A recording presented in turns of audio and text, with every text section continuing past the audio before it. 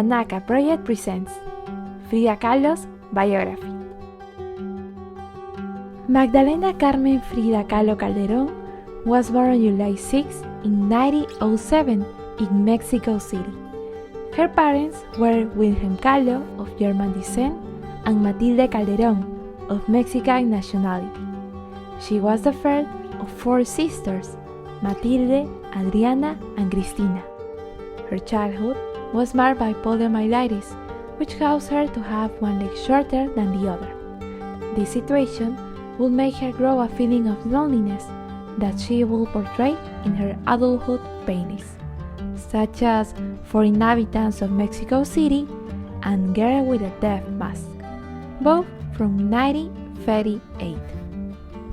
In 1922, she entered the National Preparatory School in Mexico with the intention of studying medicine.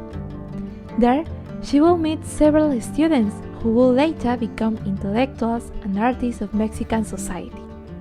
Also, she was part of the group of politically active students known as Los Cachucas, because of the caps they wore. Frida captured this experience in her 1927 oil painting, Los Cachucas. On September 17, in 1925, while she was returning from school, Frida suffered a tragic accident that caused the fracture of several bones, such as ribs, legs, and the breaking of her spine in 3 parts, which brought her immobilization for several months, leading to a deeper approach to painting. Since months before the accident, Frida had worked as an apprentice of Fernando Fernandez Dominguez, a friend of her father who taught her to draw by copying the engravings of the painter Anders Zorn. In 1926, during her long convalescence, Frida will paint her first self-portrait in oil, the same one that she dedicated to Alejandro Gomez Arias, with whom she had a relationship at school. A few years later, Frida will meet the muralist Diego Rivera, who was a militant of the Mexican Communist Party, and to which she ended up joining as well. However, in 1929, Rivera will be expelled, so Frida's militancy also came to an end.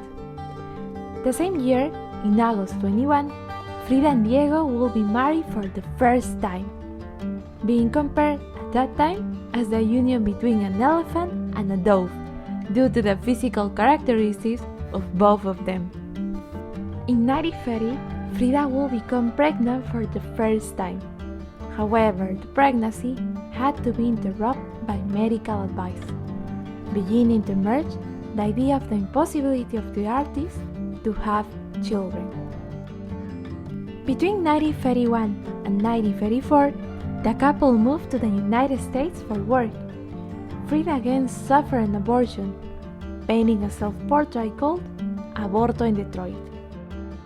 Back in Mexico, the couple became involved in political situations due to their Trotskyist affiliation, hosting the exiled Soviet revolutionary Leon Trotsky in their home for more than 2 years. When Trotsky was assassinated, Frida was arrested and detained and accused of the assassination attempt, but was released when her innocence was proven.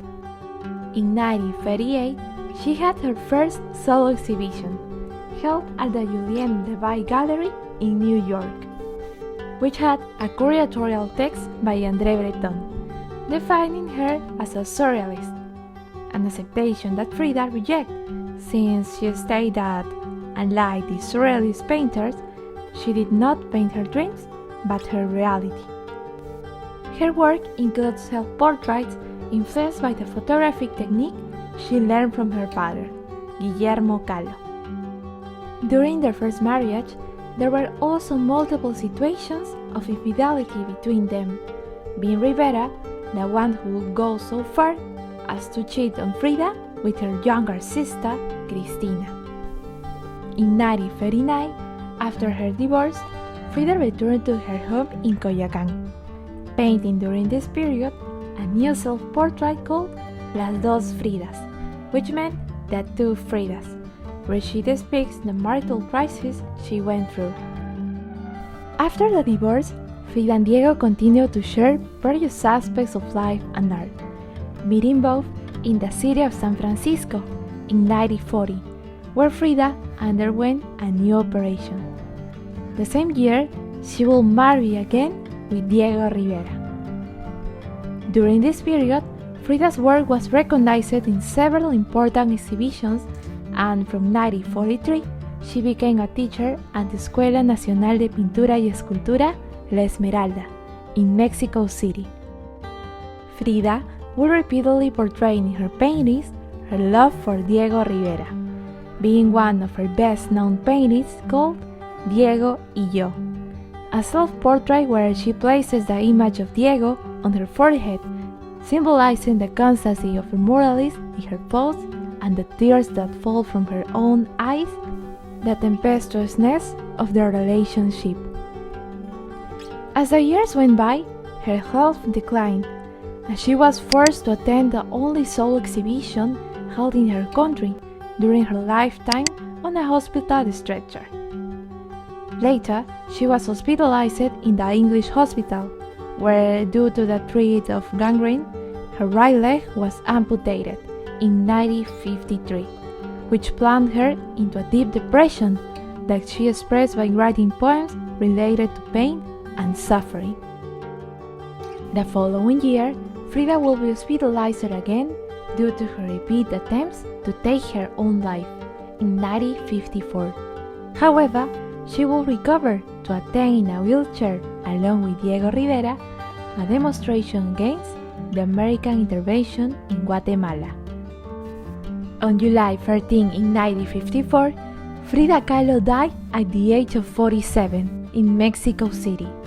Her remains were buried in the Palacio de Bellas Artes, and her ashes are preserved in their home called Casa Azul, that is now a museum. Frida Kahlo did not capture in her paintings her dreams, but her feelings, her pain, and her identity, leaving a legacy that continues to amaze not only for the strokes on her canvases, but also for the intensity and restlessness of her own life.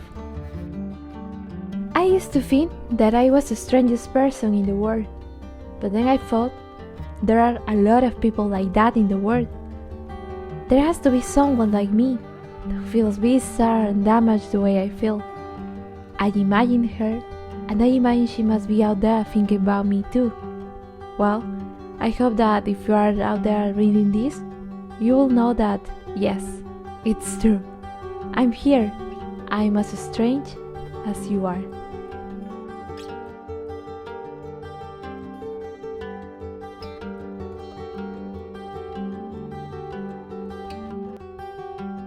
We are Panaca Project, and we invite you to subscribe and to visit our website. Follow us on our social media and share our story.